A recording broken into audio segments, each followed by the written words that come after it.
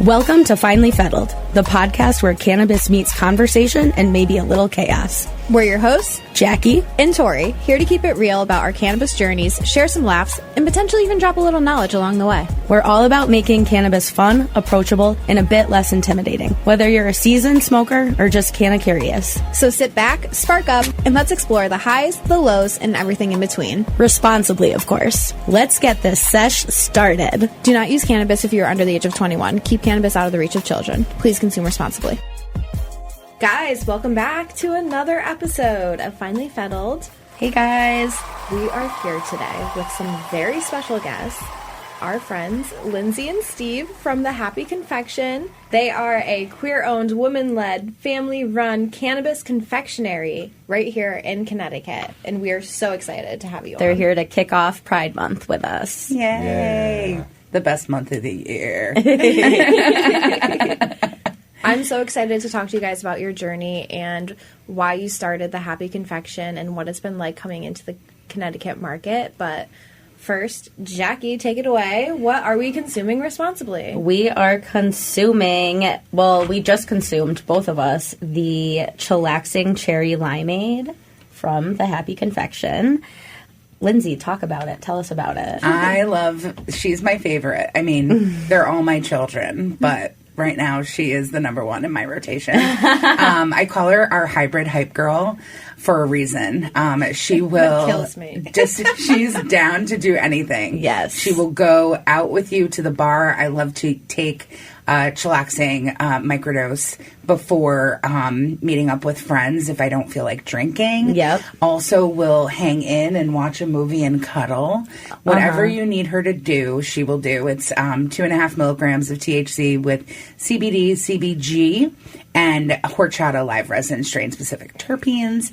They are great for inflammation, pain management, socializing, gut health. It's a very versatile cannabinoid blend as well as a really nice middle-of-the-road hybrid and something that's just going to kind of ease you into fun without wiping you out. Yep. And it tastes amazing. It does. Thank you. Okay, so we have two questions that we ask every guest. What's your favorite thing from Trader Joe's? Oh, gosh. I'm going to have to go with the large peanut butter cups. Okay. The tall tub that it comes in. Yes. I love to throw that in the fridge and have them cold. Yes. They're so good. Okay. And the peanut butter to chocolate distribution is just so on top point. Notch. Yeah. I was going to say the mini peanut butter cups. Oh, there we go. But I also like the Scandinavian Swimmers. Oh, yeah. What is a Scandinavian? Like It's Swedish fish, Trader kind Joe's of? Swedish fish. Yeah. Really? Yes, Scandinavian Swimmers. Okay. They're good, and I like the name. Yeah. Yes. That's I know. amazing. Okay, and what are your favorite strains? I'm gonna go Me first? Yeah. I mean, mine's changed over the years. Right now, it's probably either Sharpies or Baby Yoda. Okay, good But ones. I have been dabbling with Runtsbanger. Oh. And that's been really good. I like our runs. Yes, and it was mixed with Shebanger. Okay. And it's just very cerebral, really good high. That Okay. sounds nice. It is. And then on sativa side, I've been smoking Platinum Candy Pineapple. Okay. And What? Platinum? Platinum Candy Pineapple. That's that one strain. sounds phenomenal. It is. It's super invigorating, really gets you up, and keeps me focused. That it's sounds really like my good. kind of strain. It's really good. It's great. Lindsay, Yes. what about you? We've always loved Bruce Banner. That's been an OG for us forever. But I think for me, I have been really enjoying Southern Hospitality. Okay. Lately. Oh, nice. Yeah. And it's just a good, balanced high. And again, I feel like it's one that we can smoke and then have some deep couch combos. Yes, And, yes. really get into things. So, Yeah. yeah. That is so Awesome. nice. So, guys, I want to hear about your personal journeys with cannabis. I feel like everyone that works in this industry has a personal connection to the plant. So, tell me about yours. You first. Me first? You first. So I wasn't properly medicated for anxiety and depression, but also wasn't obviously getting a strain-specific information. I was just smoking whatever my friends had or whatever we were able to get. And a lot of times would end up a bit paranoid or overstimulated. And so when I was diagnosed with PTSD in 2017, and that aligned with when at the time we were living in Massachusetts, that market went medically legal, and I was able to get a medical card at the advice of my doctor. And so I started to lean into indicas to help with sleep and, some hybrids, and just started to really educate myself more about the types of strains that could help with specifically PTSD symptoms, and found a lot of relief in that. And then when I met Steven, it was on our first date that I talked about this with him, because ironically, the date before him that didn't work out, the person was not comfortable with the fact that I was consuming cannabis medically, and it was just like a deal breaker for them. So I was like, wow, I didn't think that was going to come up. I better disclose first thing. Yeah. And so I'm sitting across from this gent over here and told him about me going into the medical world, and he lit up and was like, oh my God, that's awesome. And so then we ended up connecting around cannabis right from the start, and he shared a bit about his journey, which I'll let him tell you about. But we sort of started to lay the groundwork for the Happy Confection from day one of meeting each other. Yeah. Oh, that is so cute. I love Honestly, that is so cute. Steven, tell us your side.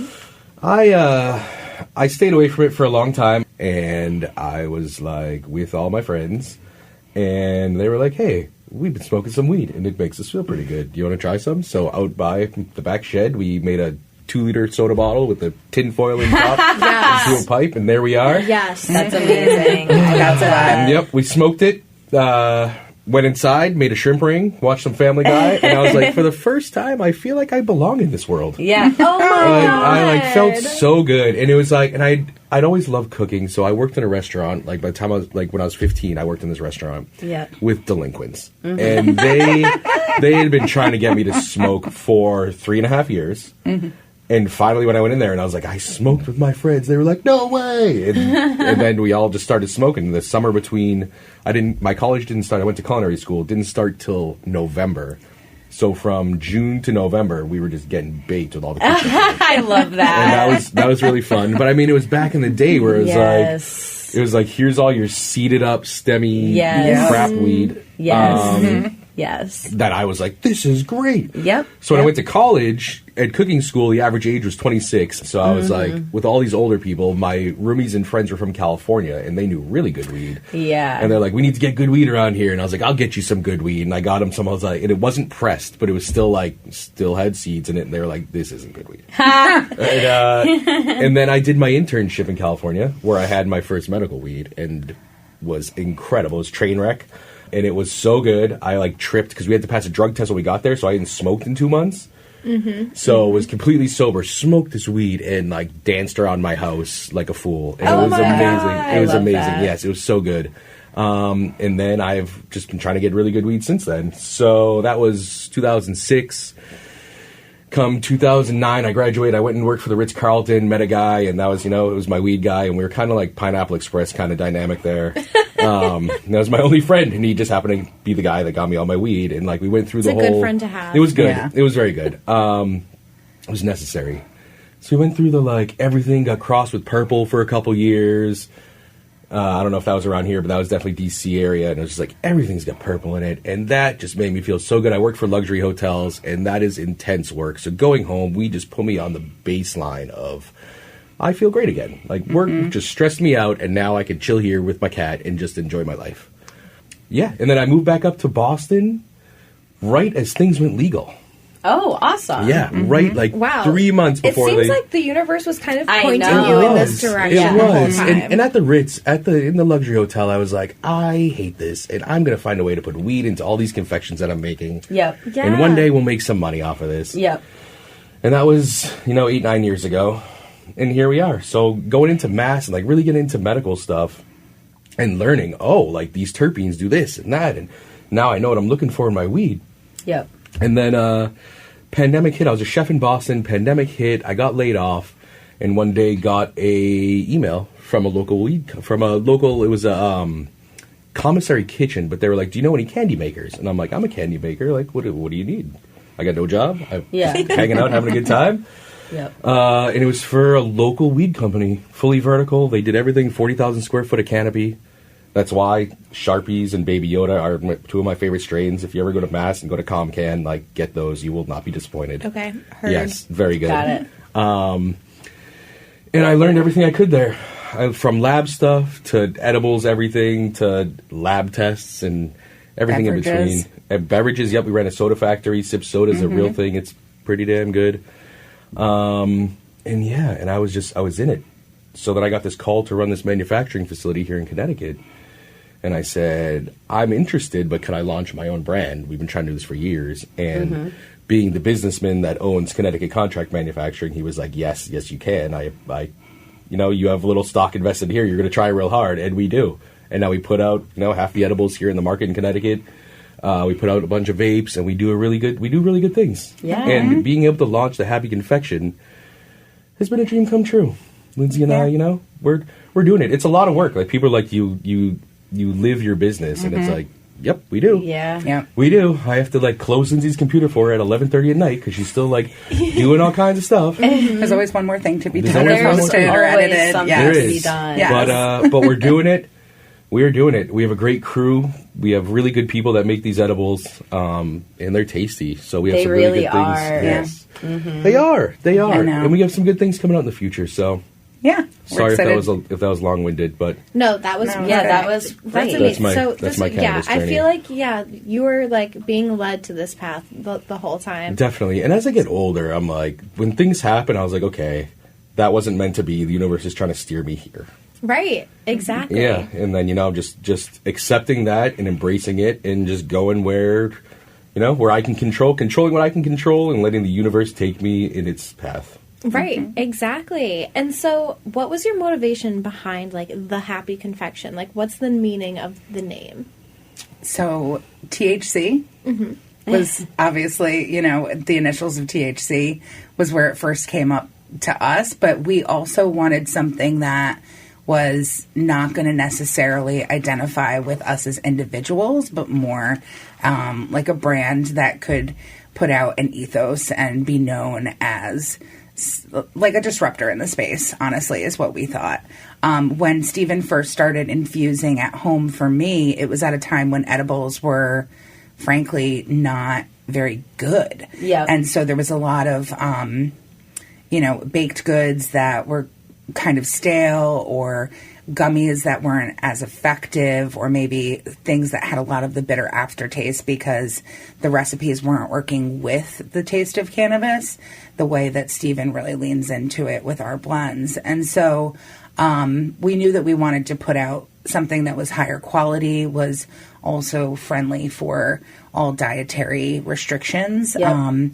and something that we knew we would put confidently into our bodies and share that also with our customers. The Happy Confection we were tooling around with names, and that was one that we both really liked, and it stuck. And we had about 4 or 5 different iterations of logos before we landed on what we have today out in the market. And again, it was something that I think is very much involves both of us and the input that we had together.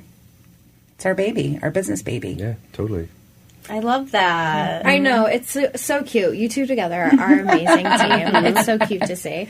I love the brand. I love just the positive energy, Yeah, and just, I the think good vibes. having happy in the name at the time was not something that I realized was, by the time we came to market, going to be something that, frankly, I think is a bit more needed in this world. And so we try to lean into not only the euphoria that cannabis can provide anyone, but we also are trying to leave people literally smiling when they interact with us. A lot of the color scheme that you see with yellow and like blues, I just envision like a bright sunny day or like a pride parade, honestly. And just wanting to leave people feeling like maybe they learned a little bit and just feeling good, you know. Even our newsletter, the Smile Files, we always source some kind of good news to end the newsletter with, so that we're just doing our part to put a little bit more joy out into the world. I love the send a smile thing you guys do at your booth. I was going to say that. I did that. I sent one to one of my friends and they loved it. It's really nice to see, and it's always surprising to me how many people take the time and send a postcard and put it in the mailbox so we can mail it for them. It's so nice. I love that. I'm obsessed with that. I sent one to my friend too, and it was so nice. Thank you. So, you guys are very, like, as you should be, loud and proud about being queer-owned. How's that been for you guys? Do you find that people are welcoming for the most part, or do you still deal with, like, some ignorance? Yeah, it's a mix, especially right now, not to get too political, but literally the current administration is erasing portions of the LGBTQIA plus community in their documentation. Recently, Stonewall removed trans people from their website, and that was really disheartening and concerning to see because, frankly, if you come for one of us, you come for all of us. I think overall and overwhelmingly, the reception is very positive, especially here in Connecticut and in the interactions that we've had at pop-ups and things like that. I also sometimes am surprised by people that approach me with maybe, some apparel that might clearly state where their views may align, and then we end up having wonderful conversations, and they go in and they support us. And so I also think that this has been a lesson in just remaining open, and it's given me maybe a little bit of faith in where we could go as a society and as a country in the future. But I will say that, like, for me, being out and proud was not something that I always lived my life with. I identify as bisexual or queer. I think queer is more applicable to me now. But when I was growing up in, the 90s, you were either gay or you were a lesbian. And if you were anything else, you were just confused, in denial, promiscuous, greedy. There was no conversation around fluidity and what that looked like. And so when Gen Z started to really kind of take on that narrative, it helped a lot of, I think, millennials like me that were stuck in this space of not really fully understanding and embracing who they were. And so I was able to start to pick up on language that I identified with very deeply. Stephen was always a huge supporter and remains a huge supporter of who I am and embracing my full self. But for me, putting queer owned on our business was a decision that I wrestled with, because not having to do with any kind of like social stigmas, I feel like I can take that on and I'm, aware of them and don't really care, frankly. But I think it was more around the fact that we are in a straight presenting relationship. And so we do get the question pretty often about like, well, what makes you queer owned? And for me, that's an opportunity for not just a conversation and education about what bisexual erasure is when you are in a straight presenting relationship, but still are a fluid person. But it also is me literally reaffirming to myself and my younger self who I am intrinsically. And so even when I get that question, there's a part of me that still hesitates and is like, am I okay to actually like put that out there? And it's like this act over and over again of saying who I am, being proud about that and unapologetic, and really just trying to embrace it fully. Steven is looking at you with so much love in his eyes right now. Oh my God. It's the weed. No, that is so beautiful, and I'm so happy that you guys decided to do that. And that you do put yourselves out there.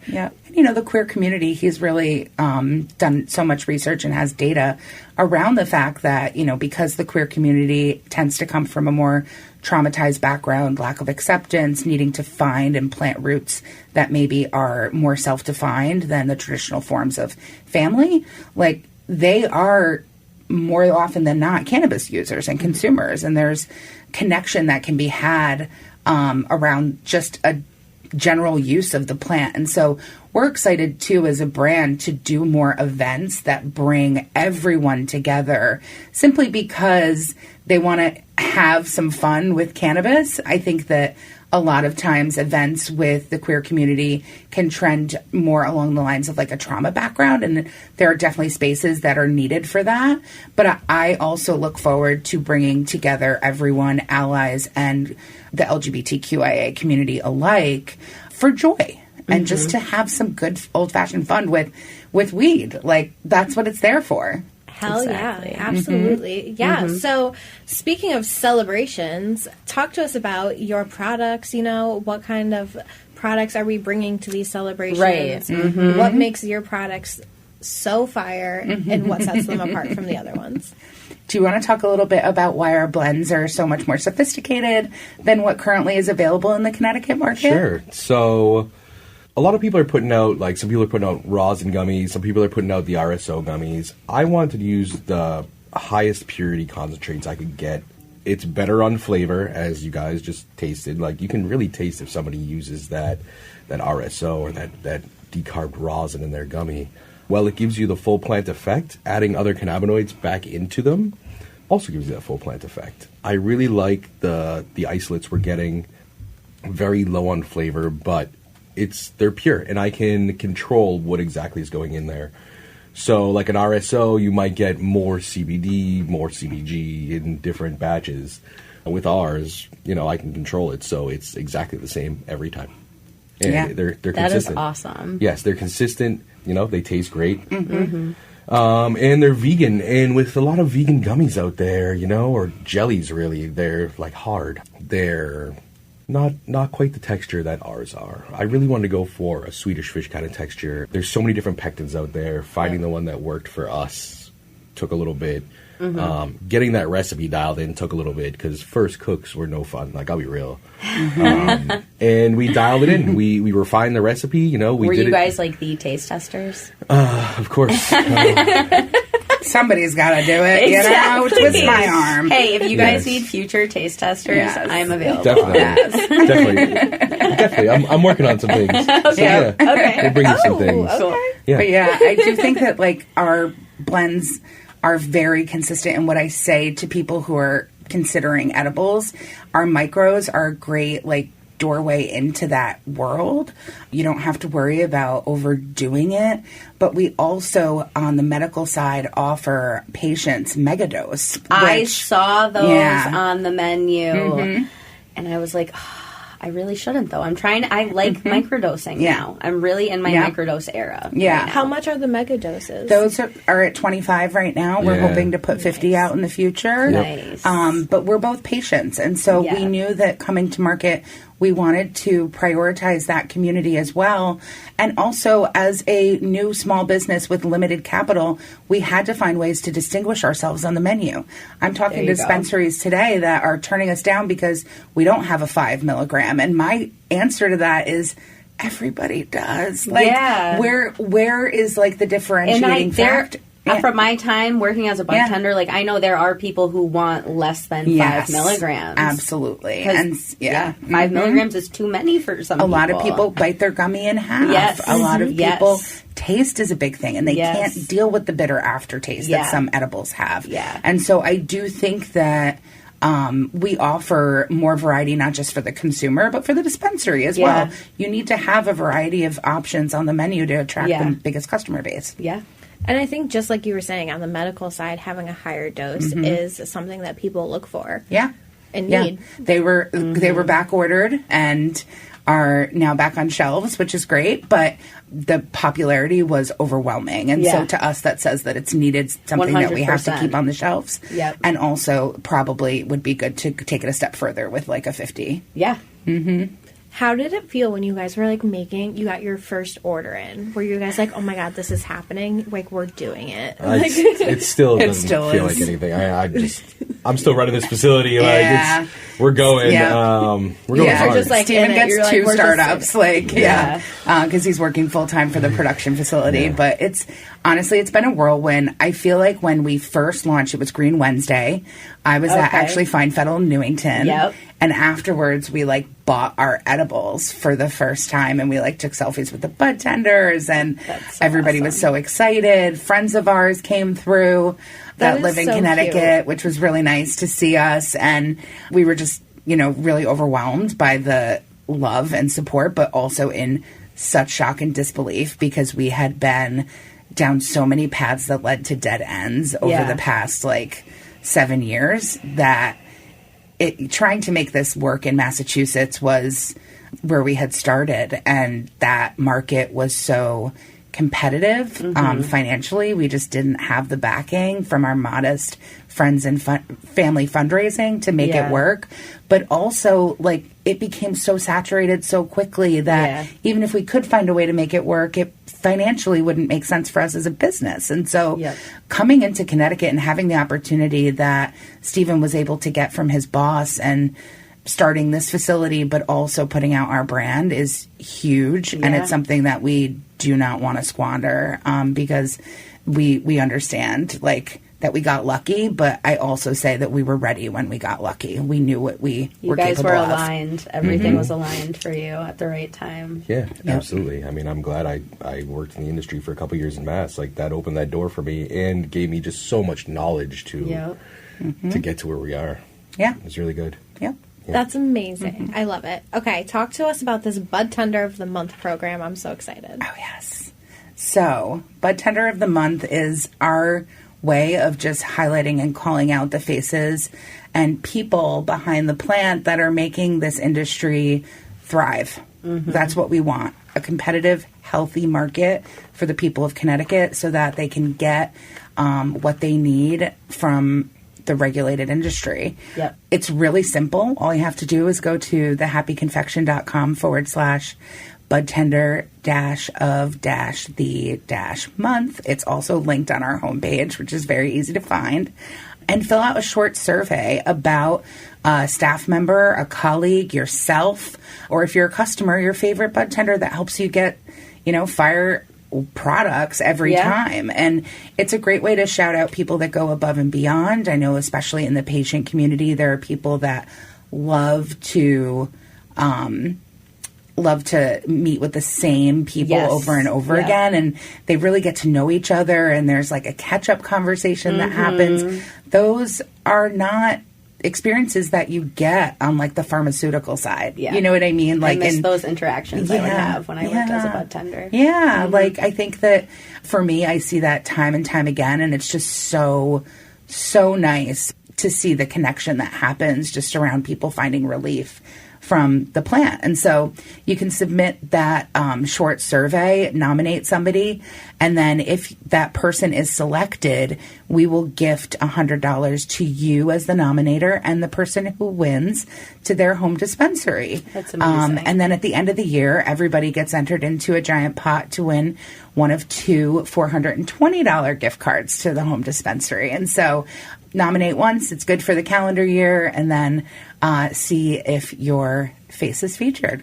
That's amazing. I'm obsessed with this. I love it. What a good program. Yeah. This is so fun. Yeah. I already know so many people I'm going to write in about. Yeah. Oh, I love it. Yes, and it doesn't have to just be bud tenders. I mean, bud tenders are obviously the backbone, I feel of every shop, and so it makes sense to lean into that group, but it can be people that are working behind the scenes in other ways like you all are doing too. At the end of the day, I just want to celebrate our local industry and the people that are really working hard behind the scenes. Yeah. Beautiful. Awesome. I want to hear a little bit more about the production process and what goes into making the gummies. I've hired a great team and trained up a great team of cooks. My packaging department is also awesome. We don't just make one brand of gummy. We make some national players here in the state. Learning their processes and how that is similar or different than my process has been very interesting. Yeah. But my cooks come in and they make lots of gummies every day. Recipes are on point and they know what to do. And then just as far as getting the best gummies into the packs we can, we have a great packaging team who does, they look at every gummy before they put in the bag. Like, we're giving you the cream of the crop here. And and as I said, we're getting the best oils and isolates. Yep. And we're using live resin terps, so each gummy is a strain-specific, curated high for you. Yep. Dovetail off of that and say that, we know that our Sleepy Citron doesn't just have THC with CBD and CBN. It also has Cushman's live resin terps. We know that our hybrid has CBD, CBG, as well as horchata live resin terps. And our boosted berry, that's THC with just super lemon haze live resin terps. And so, again, getting that specificity into our blends is what keeps it consistent, but also helps you as the consumer just dial into that experience with a bit more precision. Yeah, that's great. And how do you decide with the flavors? Do you guys do a lot of taste testing? I feel like Steven took the wheel. I was just like, these are the flavors. He did. I got samples, and we were trying to get this done and get it going. And I was like, it takes 6 to 8 weeks to get your flavors in. And I was like, got my samples, tried some things, and I was like, this is what it's going to be. So feedback that I've gotten in my pop-ups and just engaging with customers and bud tenders is we are kind of a lone wolf in the sense that we do not have a berry for sleeping. We use it for sativa and uplifting. It's a nice cran raspberry blend. And then for sleep, we actually went with a lemon citrus forward with the Sleepy Citron, and people really like it. It's a citron, not a lemon. Citron. Yes. It's really nice. It is very nice. Yeah, that's it's what very I had tangy last and night. juicy. Yeah. I have noticed that I really like blueberry flavored things, but blueberry is always indica. And I'm like, I need a nice blueberry sativa. I love that you guys switched it up like that. Yeah. Well, that's all this guy. Yeah. He knows his I always say he knows what he's doing when it comes to the plant, and, the fact that he has many of his team's efforts from the production facility on menus across the state speaks to that in addition to what we're bringing. But he also understands the science behind candy. He is a culinary trained pastry chef and really knows how to put together a tasty product. That's amazing. I try.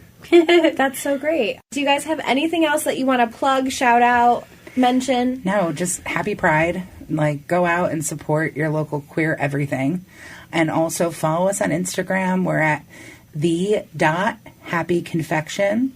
And this is also a plug to support your canna brands by signing up for emails, because no social media platform is 420 friendly. And so make sure that you're staying connected with them in ways that are off of the news feeds. And please go buy our gummies. Oh, yeah. Go buy our stuff at Fine Fettled. Yes. We'll have our Pride packs out, hopefully this. And, a portion of the proceeds will be going towards a local LGBTQ organization, which we're really excited about. Amazing. Love that. All right, guys. Thank you, everyone, for tuning in and listening to another episode with us. You guys can now write in questions, comments, funny stories, what you want to hear us talk about next, who you think we should feature next. Email us, podcast@finefettle.com. And you can follow us on Instagram at finelyfettled.pod and also on X at finefettle420. And guys, please remember to consume responsibly. Thank you. Thank you so much for having us. Do not use cannabis if you are under the age of 21. Keep cannabis out of the reach of children. Please consume responsibly.